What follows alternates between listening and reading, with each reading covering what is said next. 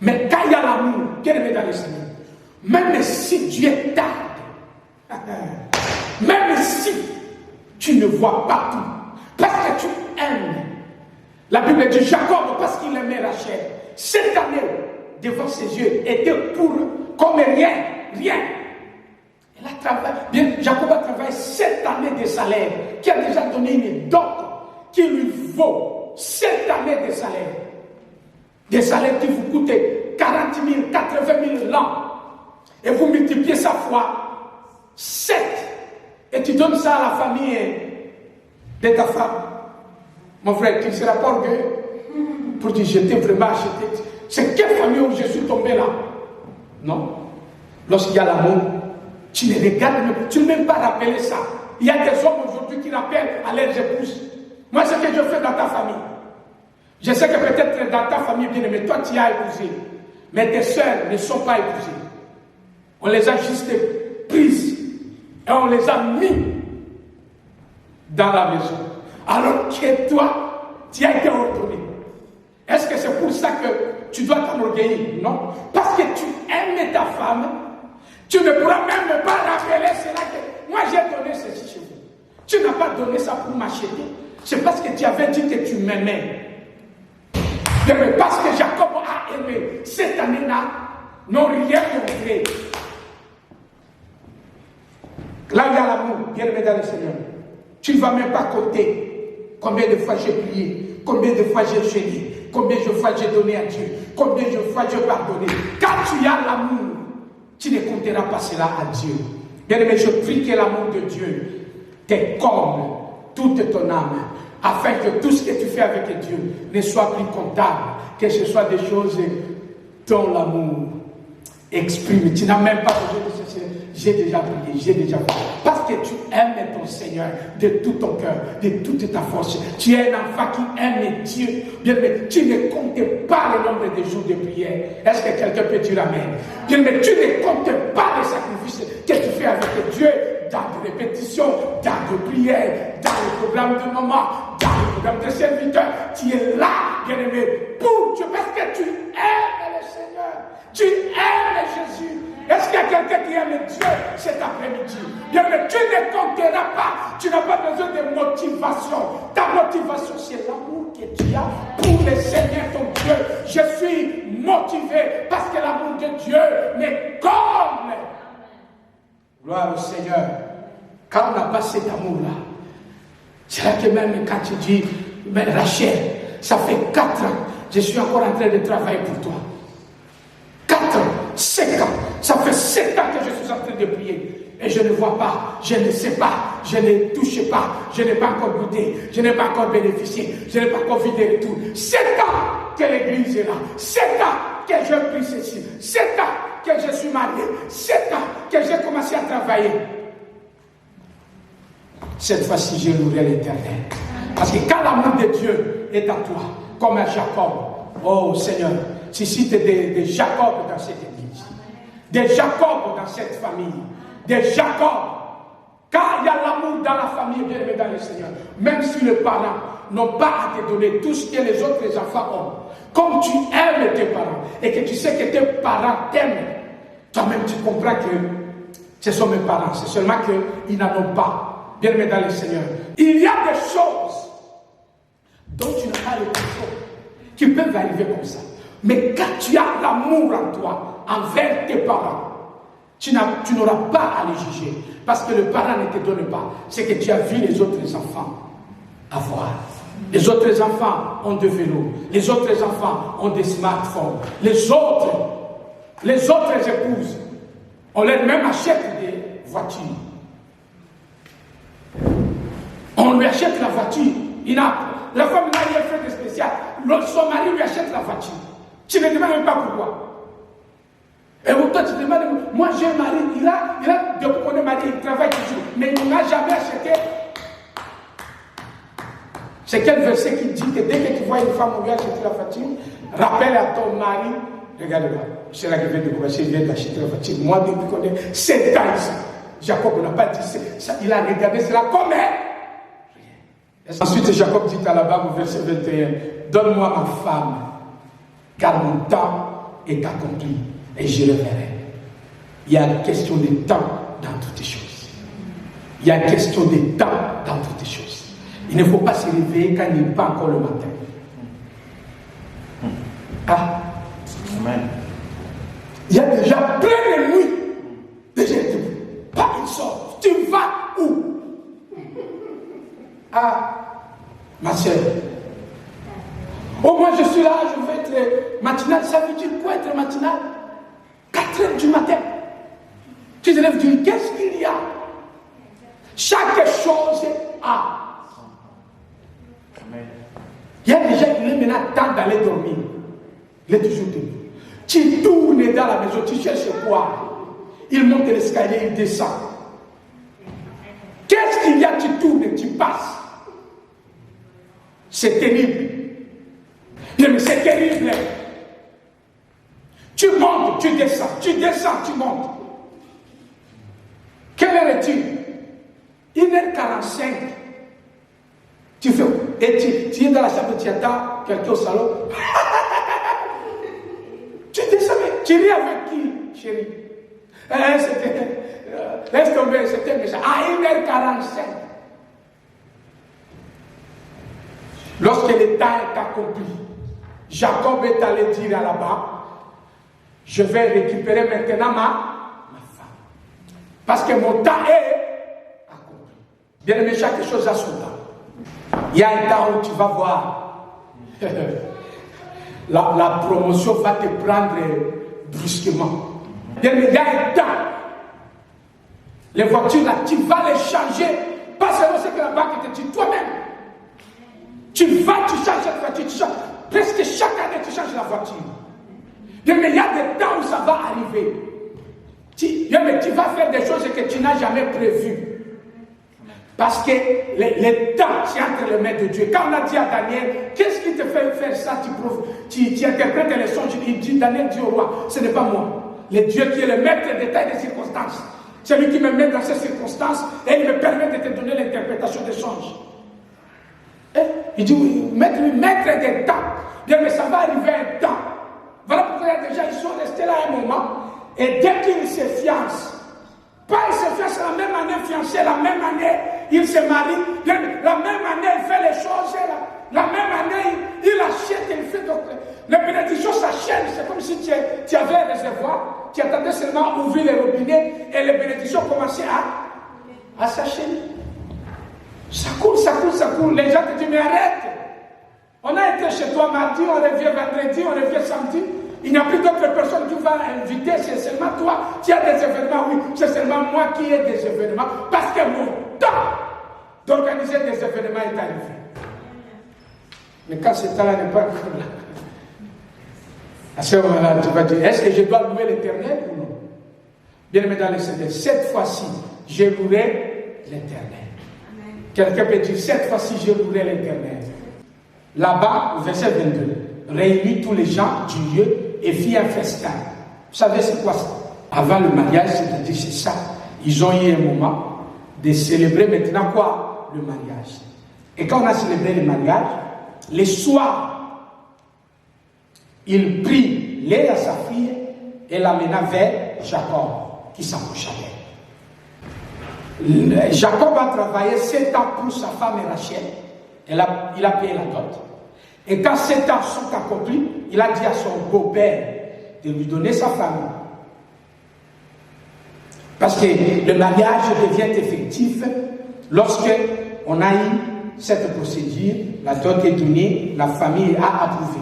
Là maintenant vous pouvez aller à l'église pour être béni ou aux officiers de l'état civil pour avoir les mariages civils. Mais le vrai mariage, il se fait au niveau de la famille. À l'église, on bénit. Et au niveau de l'état civil, on certifie. Il faut retenir ça très bien. Mais le mariage se fait où? Au niveau de la famille. Les gens qui dépassent la famille, ils courent vite vers son pasteur là. Sans dire un mot à la famille, dit je vais seulement parler à mon pasteur. Et le pasteur là qui t'accepte. Comme ça, vous vous trompez bien aimé, c'est une erreur. Il n'y a pas de bénédiction chez cela. Parce que tu n'es pas la fille ni le fils du pasteur. Tes parents sont encore là. Le pasteur est représentant de Dieu. Il faut faire très attention à quel lieu tu te trouves. Parce que l'endroit où tu te trouves engage la coutume de cet endroit-là. Certaines choses, bien aimées, ne dépendent que du temps. Tu peux voir aujourd'hui, tu es encore bloqué. Mais sache que l'Éternel entre en jeu. C'est là que, bien aimé, j'en parlerai prochainement. L'innocence attire la faveur de l'Éternel. Parce que quand tu es innocent, dans des circonstances qui t'arrivent, même tu n'as pas besoin de crier pour la prière. Bénis seulement le Seigneur. Gloire au Seigneur. Bénis le Seigneur. Parce qu'il y a des gens qui se prostituent. Ces prostituées, ils sont dans le désordre de vie sexuelle, tout ça. Et ils arrivent même à avoir des enfants. Et ils avortent, deux, trois, ils avortent. Il y a des femmes, elles-mêmes disent, j'ai avorté 7. Et puis ils continuent. Elle ne sait pas pourquoi elle a des enfants. Mais quand il ne sert en Christ, qui craint l'Éternel, qui rejette tous les aventuriers, tout ça, se prépare seulement pour Dieu. Même pour arriver à trouver le mariage. Ça lui prend du temps, Même elle me commence à dire, mais est-ce que c'est parce que je crains Dieu que ces choses m'arrivent? C'est parce que j'ai beaucoup étudié que je ne trouve même pas d'emploi? C'est parce que je suis un bien médaillé, ça n'a rien à voir avec cela. Parce que si tu es innocent dans toutes ces choses-là, ce n'est pas toi qui combattras, c'est l'Éternel qui combattra en ta faveur. Et pour Rachel, la Bible dit, parce que Dieu a vu que Jacob ne l'aimait pas, Dieu a rendu Léa féconde et Rachel stérile. Pourquoi? Parce que Dieu a vu comment on a maltraité Léa.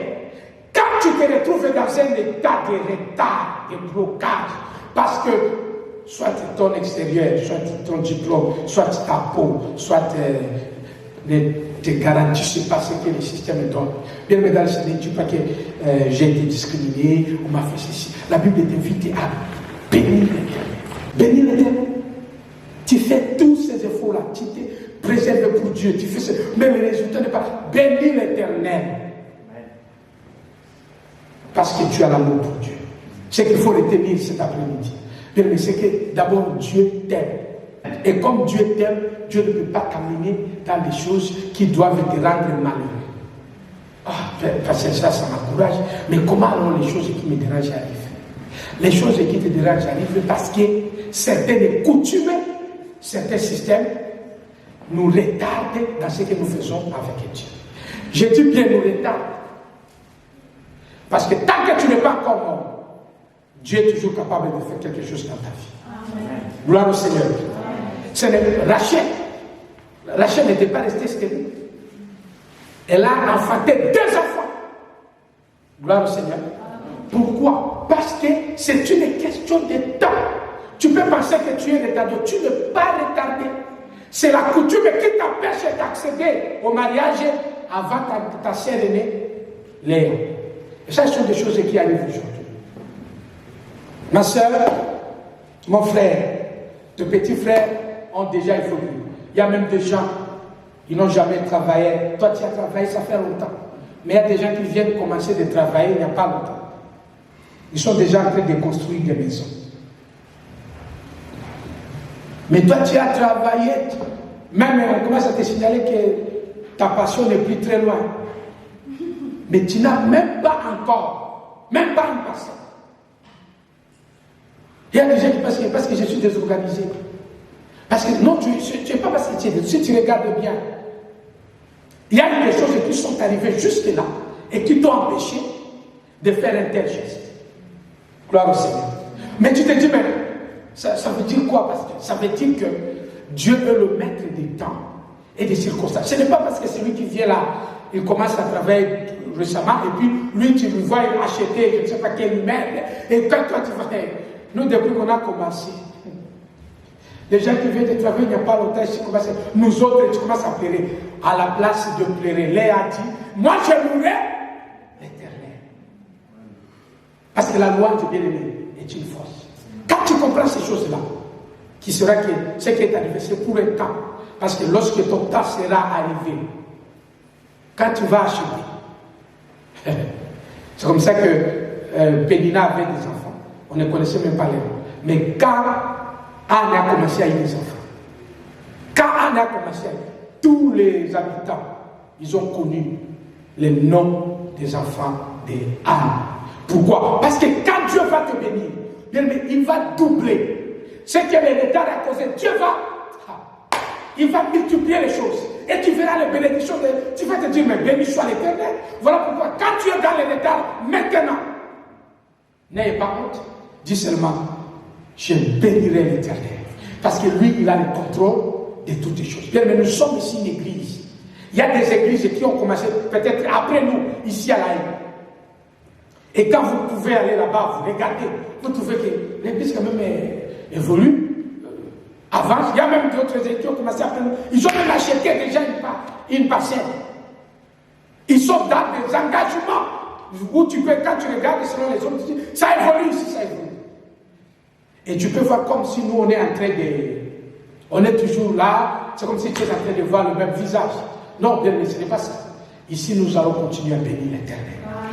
Parce que quand l'Éternel, lorsque le temps va arriver dans cette église ici, gloire au Seigneur. Amen. Vous verrez tous les gens, premier rangée, en train de prêcher la parole de Dieu. Vous prenez les gens, deuxième rangée, tous en train de chanter à l'Éternel. Vous prenez les troisième rangée, bien, mais tous en train de porter l'œuvre de Dieu financièrement. Vous prenez la quatrième rangée. Ils sont en train de s'occuper de l'évangélisation avec le matériel de l'église, le véhicule de l'église. Ils voyagent, ils vont ici, ils vont en prison, ils vont dans des centres de réfugiés, ils vont dans des milliers de maisons de retraite pour évangéliser. Mais tu te dis, toutes ces choses, on ne les faisait pas avant. Pourquoi, pasteur? Mais pourquoi ça se fait seulement maintenant? Parce que le temps de Dieu vient d'arriver. Et aujourd'hui, qu'est-ce qu'il faut faire? À la place de reculer et de bénir, nous devons louer l'Éternel. Bien aimé, Laban a connu le retard, perturbation avec la coutume, Jacob l'a connu, Léa l'a connu, Rachel l'a connu. Tout le monde est à un niveau où il peut constater le retard. Tout le monde. Tu sais là où il y a un retard. Et c'est pour cela que cet après-midi, nous allons bénir l'Éternel. Dieu veut t'encourager cet après-midi pour te dire qu'il t'aime. J'ai dit, Dieu t'aime. Amen. Et comme il t'aime, il te demande tout simplement, dans toutes les circonstances, de lui rendre gloire, de bénir son nom. Parce qu'il sait par quoi tu passes est temporaire. Et il te rappelle que ça t'arrive, peut-être à cause de ta peau, peut-être à cause de ta couleur, peut-être à cause de ce que tu es, peut-être parce que tu es un homme, peut-être parce que tu es une femme, peut-être parce que tu es dans un pays où la coutume ne permet pas aux cadettes d'être bénis avant les aînés. C'est tout simplement ça. Et parfois tu vois les autres passer. Je dis, mais mes petits frères, mes petites sœurs, je les ai vus grandir, mais moi, j'attends. Et tu veux dire, mais parce que vraiment que Dieu m'aide, effectivement, Dieu est en train de t'aider parce que Dieu t'aime. Il faut tout simplement le louer comme tu es innocent. Ce n'est pas toi qui as provoqué ces choses-là. Parce que Rachel n'a pas voulu que Jacob lui vienne ou aille chez Rachel. C'est ce qu'on a fait là. Léa est devenue rivale de sa propre sœur. Elle n'avait pas voulu ça. C'est son père qui l'a imposé. C'est les circonstances. En d'autres termes, Léa était innocente. Voilà pourquoi Dieu l'a bénie. Parce qu'elle n'y était pour rien. C'est quand même tu commets les fautes. Parce qu'il y a d'autres personnes, je vais quand même souligner cela avant de prier, il y a d'autres personnes qui sont en train de subir certaines choses parce qu'elles-mêmes étaient à la base de ce qui est arrivé. Quand tu es à la base, tu as commis un forfait, tu as commis un péché, un faux pas. Quand tu paies les conséquences, ne dis pas je bénirai l'Éternel après avoir commis le faux pas. Il faut te repentir, revenir à Dieu. Mais quand il y a des gens qui te détestent pour rien, toi tu pries, tu n'as pas été une fille désordonnée. Mais parce que tu es ordonnée, tu vois que ce sont les hommes désordonnés qui arrivent vers toi. Tu te demandes que même mon temps commence à passer. Alors que moi je crains Dieu. Qu'est-ce que je fais? Dieu ne m'envoie pas quelqu'un qui craigne Dieu comme moi. Qu'est-ce qu'il y a? Est-ce que c'est parce que je suis sérieux que le sérieux ne me rejoigne ou pas? Dieu voudrait que je sois sérieux pour que je rectifie après. Non. je bénirai l'Éternel, parce qu'il est question de temps. Ce petit retard est temporaire. Lorsque le temps sera accompli, j'entrerai dans la possession de ce que Dieu m'a réservé. Mais si tu as commis une gaffe, demande pardon et Dieu te pardonnera. Parce que Dieu, il est miséricordieux et compatissant. Mais au niveau de la famille, dans la maison, si tu remarques un retard, les autres avancent, toi tu es là, les autres prospèrent, toi tu es là, quand tu vois ça, bénis le Seigneur, ne t'en inquiète même pas, réjouis-toi, parce que l'Éternel a un moment, il interviendra et tu verras la gloire de Dieu. Est-ce que le Seigneur te bénisse et qu'il bénisse sa parole?